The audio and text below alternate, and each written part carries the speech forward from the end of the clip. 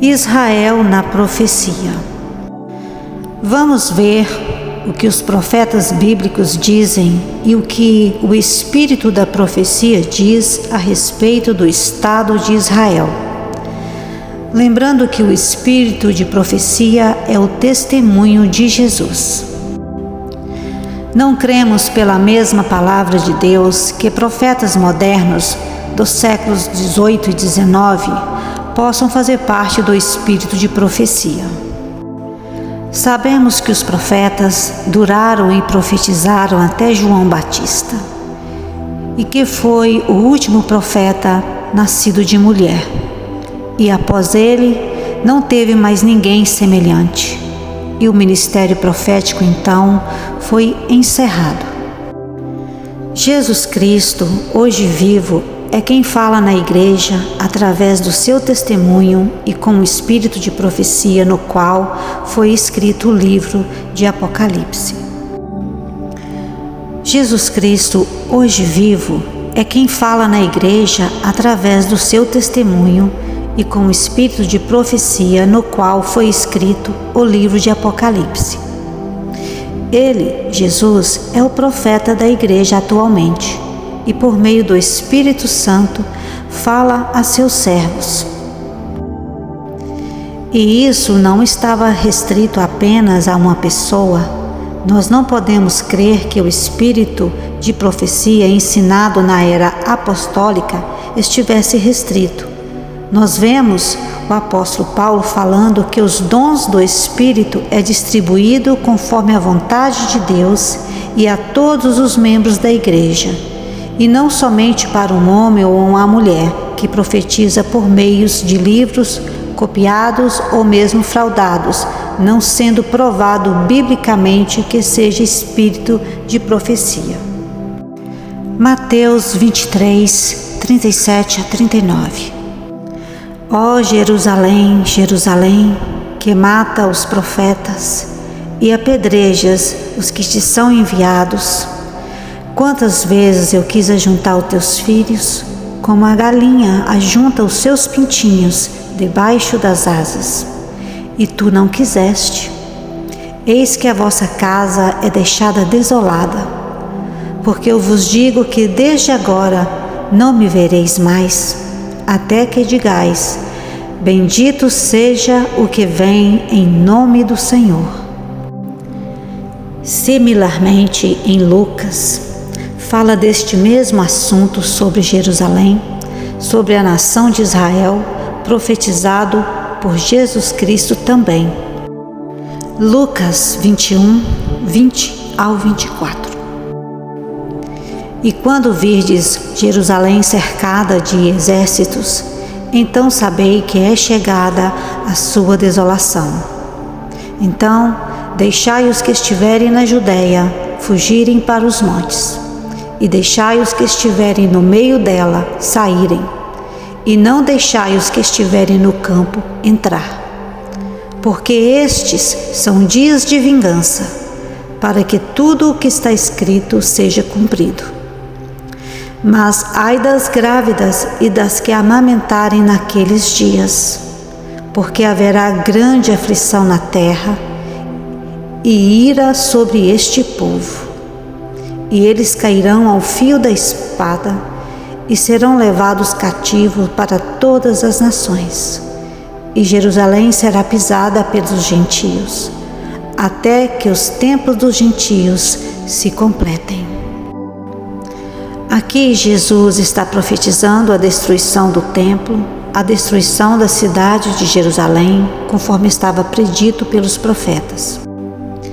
E isso veio realmente a se cumprir quando Tito, no ano 70 da era cristã, com os exércitos romanos, destruiu a cidade de Jerusalém, assim também como o templo, sobrando somente os muros das lamentações, e expulsou os judeus dali, crucificando-os.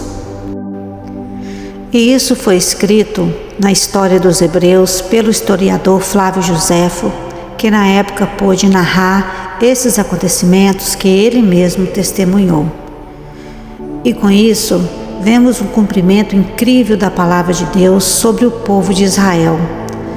Verdadeiramente, a nação de Israel, ela tem mostrado que nela se cumpre as profecias. Ela é o relógio de Deus. No dia 14 de maio de 1948, o Estado de Israel se torna independente na direção de David Ben, líder do Conselho Nacional de Israel, e a primeira-ministra Golda Meir, quando os Estados Unidos deram apoio e foi a favor da aprovação de um Estado de Israel juntamente com a Inglaterra. No ano anterior, as Nações Unidas haviam autorizado a criação de um Estado judeu independente numa parte dos territórios ocupados. E foi quando o diplomata brasileiro Oswaldo de Aranha dá o voto Minerva. E foi aprovada a criação do Estado de Israel, nascendo assim mais uma nação depois de um longo período de sofrimento que foi causado pelo Holocausto movido por Hitler na Alemanha nazista. Estima-se que 6 milhões tenham morrido em campos de concentração e extermínio.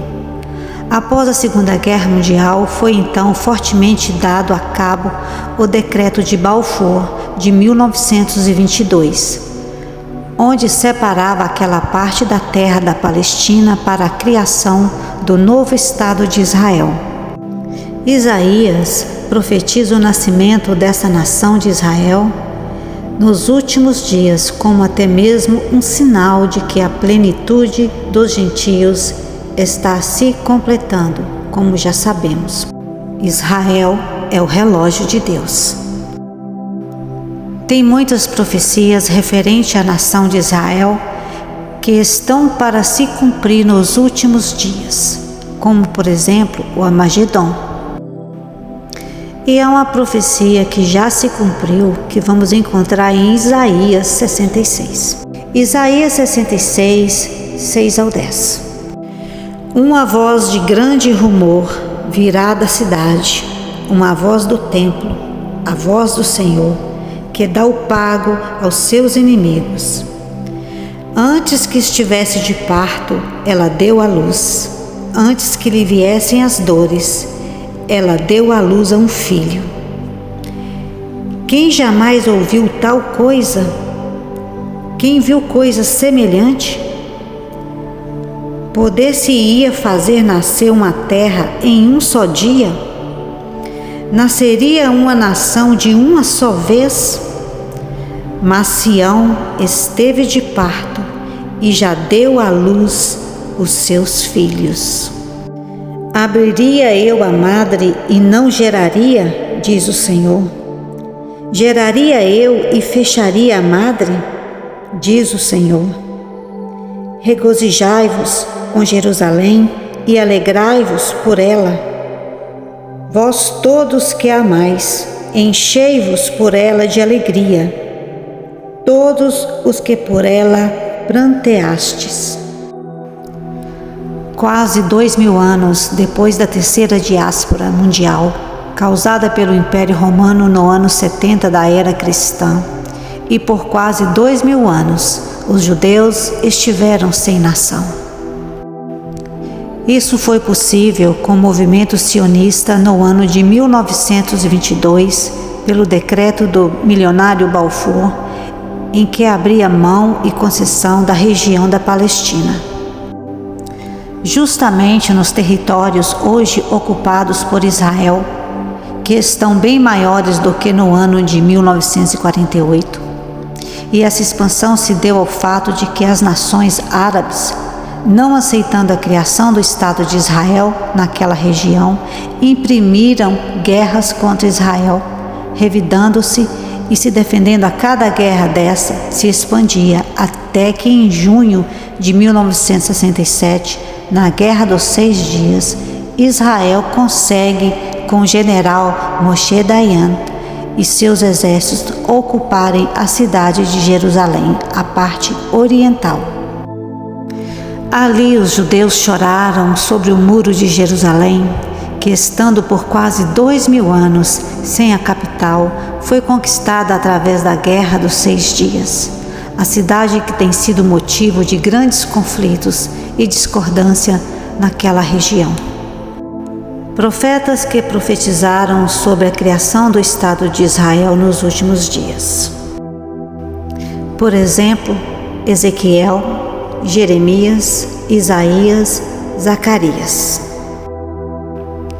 Esses profetas e o apóstolo Paulo falam do segredo que está relacionado com o povo de Israel. Falam que o endurecimento sobre a nação veio em parte e que nos últimos dias, como prediz os profetas da Bíblia, Israel vai novamente se tornar uma nação e as nações da terra virão contra Israel nos últimos dias. Entendendo que Jerusalém e Israel é um tropeço para o mundo. Isso se encontra no livro de Zacarias. Zacarias 12:3. E naquele dia farei de Jerusalém uma pedra pesada para todos os povos em redor, e todos os que a carregarem serão cortados em pedaços, embora todo o povo da terra se reúna contra ela. Em 2019, a nação de Israel completa 71 anos desde que foi criada. Com isso, vemos quão verdadeira é a palavra dos profetas. O profeta Ezequiel, no capítulo 37, fala da visão dos ossos secos, que se refere à restauração da nação de Israel. Ezequiel 37, 11, 12 e 22. Então ele me disse: Filho do homem, estes ossos são toda a casa de Israel. Eis que eles dizem: nossos ossos se secaram e nossa esperança está perdida. Nós estamos cortados fora por nossas partes. Portanto, profetiza e dize-lhes: assim diz o Senhor Deus: eis, ó povo meu, que eu abrirei os vossos túmulos e vos farei sair dos vossos túmulos e vos trarei à terra de Israel. E eu farei deles uma nação na terra sobre os montes de Israel. E um rei será rei para todos eles. E eles não serão mais 2 nações, nem devem ser divididos em 2 reinos. Israel era formada por 10 tribos, e a casa de Judá, que era formada pela tribo de Judá e de Benjamim. A casa de Israel foi levada cativa pela Síria no ano 725 a.C. e espalhada sobre todas as nações, e nunca mais voltaram à nação de Israel. Está perdida até os dias de hoje, e a profecia está dizendo que nos últimos dias Deus faria deles novamente uma nação nos montes de Israel, e novamente faria eles um povo. Jesus mesmo disse que Jerusalém ficaria deserta até que se complete a plenitude dos gentios, até que então eles digam: bendito é o que vem em nome do Senhor. Jesus, no seu olhar profético, já profetizando o reconhecimento que a nação de Israel, o restante dos judeus que estarão nos últimos dias, nos apertos do Armagedon, da grande batalha do Deus Todo-Poderoso, reconhecerão Jesus como seu Messias e olharão para ele a quem transpassaram, e lamentarão e chorarão amargamente, como quem chora pelo filho primogênito. Zacarias 12, 8 ao 11. Naquele dia, o Senhor defenderá os habitantes de Jerusalém, e aquele que for mais fraco dentre eles naquele dia será como Davi, e a casa de Davi será como Deus, como o anjo do Senhor diante deles. E acontecerá naquele dia que procurarei destruir todas as nações que vierem contra Jerusalém. Mas derramarei sobre a casa de Davi e sobre os habitantes de Jerusalém o espírito de graça e de súplicas, e olharão para mim a quem transpassaram, e prantearão sobre ele, como quem pranteia pelo seu único filho, e estarão em amargura por ele, como aquele que está em amargura pelo seu primogênito. Naquele dia haverá grande pranto em Jerusalém, como o pranto de Hadad e Rimon no vale de Megido. Notem que no vale de Megido desce ali o Senhor, e eles olham e veem a quem transpassaram, pois a nação de Israel realmente transpassaram o seu Messias. Não enxergaram, não entenderam o tempo da época de Jesus Cristo. O transpassando, assim como hoje as nações gentílicas estarão de alguma forma em revolta contra o Rei dos Reis e o Senhor dos Senhores, que é o Messias Jesus, pois não querem que ele reine sobre a terra. Apocalipse 11:18. E iraram-se as nações, e é chegada a tua ira, e o tempo dos mortos, para que sejam julgados, e para que tu dês recompensa aos teus servos, os profetas e aos santos, e àqueles que temem o teu nome, pequenos e grandes, e para que destruas os que destroem a terra. As nações não vão aceitar que Jesus reine sobre a terra como rei. Não vão se irar. Porém, Jesus, mais poderoso, destruirá essas nações, como diz a profecia, e os resíduos de Israel, os remanescentes, aqueles judeus que tiverem privilégio de estarem vivos por ocasião do retorno da segunda vinda do Messias, que é a esperança gloriosa que a igreja tem, que Jesus irá voltar entre as nuvens do céu e reinará sobre a terra, estabelecendo um milênio, 1000 anos de paz sobre a terra, porque há de ser uma lua nova e a outra lua, de um sábado ao outro sábado, virá toda a carne adorar o Senhor. Zacarias 14:9. E o Senhor será rei sobre toda a terra. Naquele dia haverá um só Senhor, e um será o seu nome. Isaías 2:2-4. E acontecerá que nos últimos dias os montes da casa do Senhor será estabelecido no cume dos montes, e será exaltada acima das colinas. Todas as nações concorrerão em direção a ela, e muitos povos irão e dirão: vinde vós e deixai-nos subir ao monte do Senhor, em direção à casa do Deus de Jacó, e ele nos ensinará a respeito de seus caminhos, e nós andaremos nas suas veredas, pois de Sião sairá a lei, e de Jerusalém a palavra do Senhor. E ele julgará entre as nações, e repreenderá muitos povos, e eles converterão suas espadas em lâminas de arado, e suas lanças em foices. Nação não erguerá mais espada contra outra nação, nem aprenderão mais a guerra.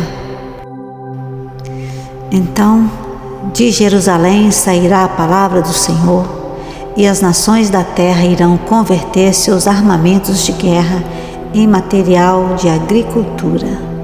Uma nação não mais aprenderá a fazer guerra contra outra nação, mas Jesus irá pregar a paz, acabando com todo o intuito de guerra. Havendo paz, Satanás será preso literalmente para que haja essa paz entre todos e Jesus possa reinar juntamente com a igreja sobre os domínios da terra. Daniel 7:26-27. Mas o juízo será estabelecido e eles tirarão o seu domínio, para o destruir e para o desfazer até o fim. E o reino e o domínio e a majestade dos reinos debaixo de todo o céu serão dados ao povo dos santos do Altíssimo. O seu reino será um reino eterno, e todos os domínios o servirão e lhe obedecerão.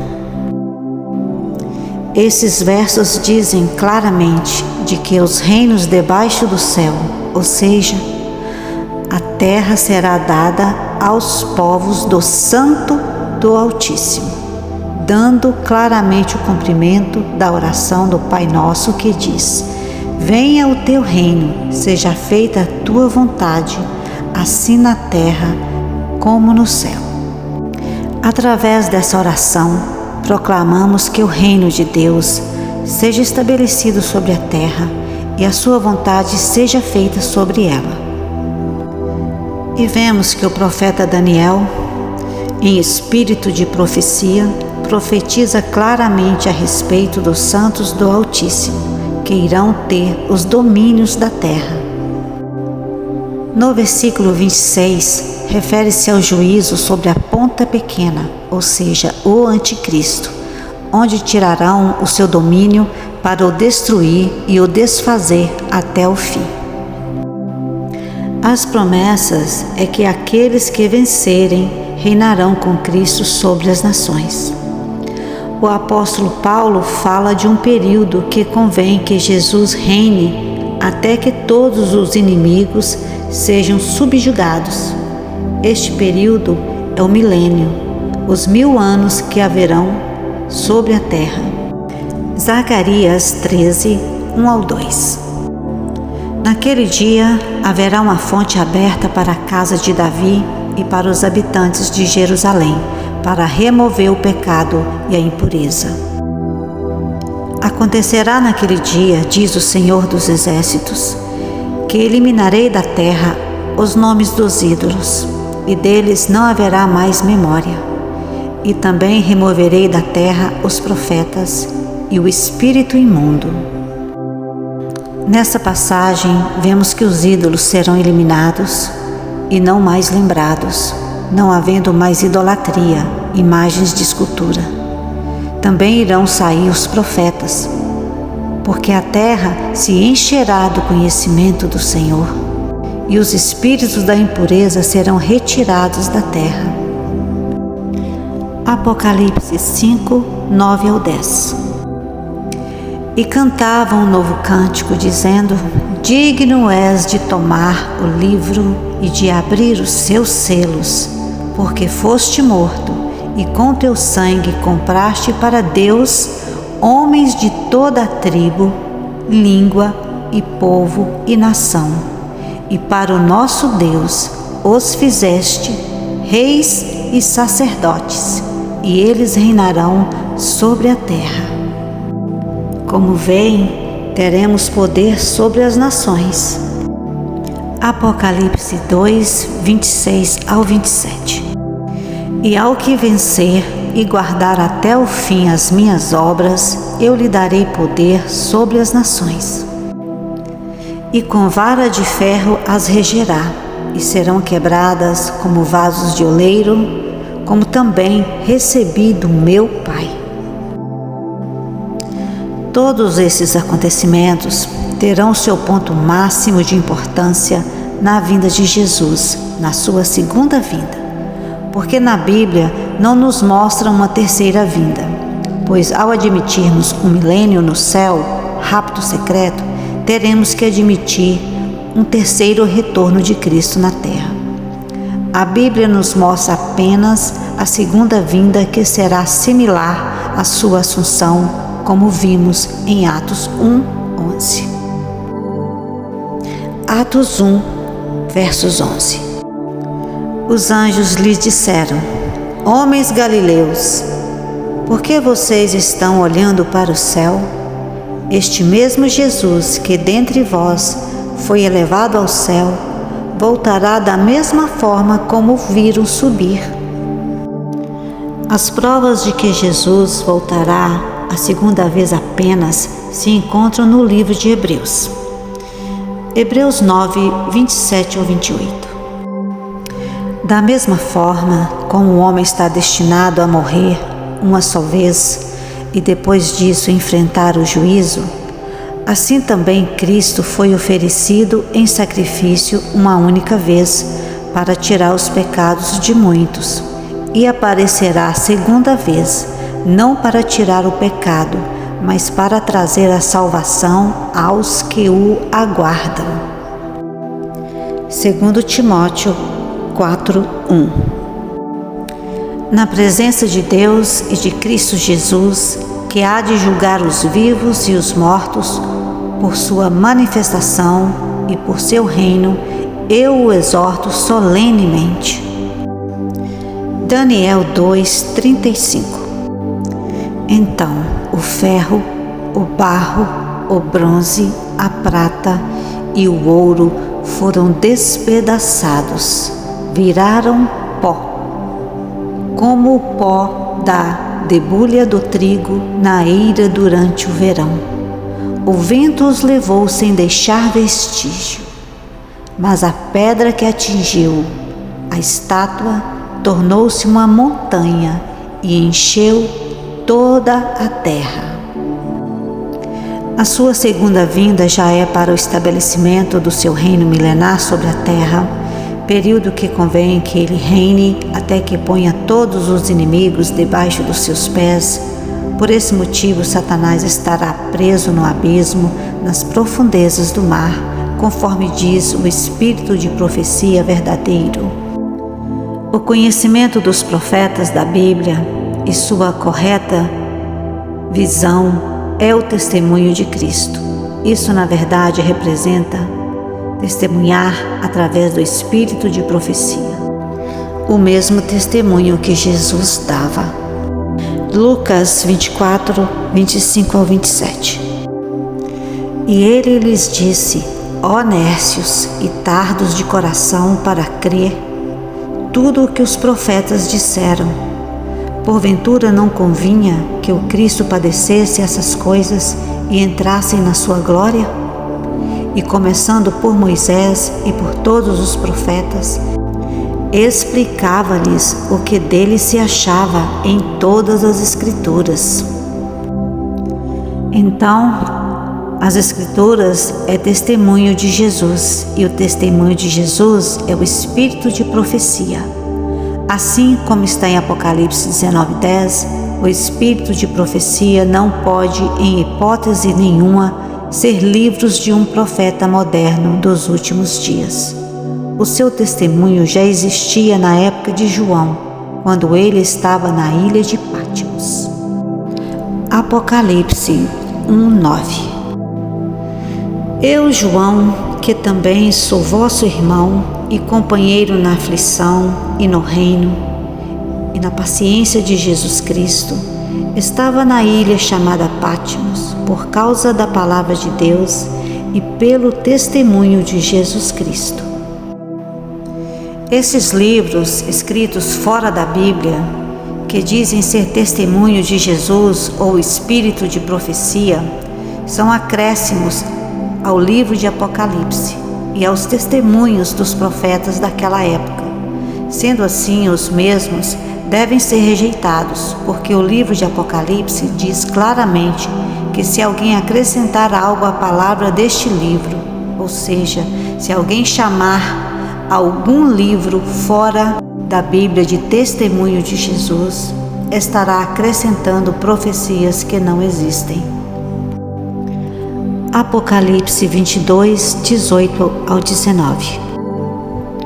Porque eu testifico a todo aquele que ouvir as palavras da profecia deste livro, que se alguém lhes acrescentar alguma coisa, Deus fará vir sobre ele as pragas que estão escritas neste livro. E se alguém tirar quaisquer palavras do livro dessa profecia, Deus tirará sua parte do livro da vida, e da cidade santa, e das coisas que estão escritas neste livro. A Bíblia nos faz uma advertência. Apocalipse 18:4. Sai dela, povo meu, para que não sejas participantes dos seus pecados e para que não incorras nas suas pragas. Segundo Tessalonicenses 2:9. A manifestação do ímpio será acompanhada, graças ao poder de Satanás, de toda sorte de portentos, sinais e prodígios enganadores. Usando todo o poder e sinais e prodígios de mentira, a arte de Satanás é enganar, sendo mentiroso. É o pai da mentira. Utiliza de algumas verdades, inserindo-as no meio de mentiras que levam aqueles que não conhecem a verdade à condenação. Essa é a melhor forma que Satanás utiliza para enganar.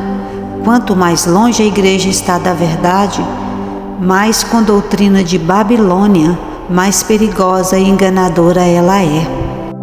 A igreja de Deus, segundo a Bíblia, ela é a coluna e apoio da verdade. Tem conhecimento dos acontecimentos proféticos, uma fonte geradora desses conhecimentos.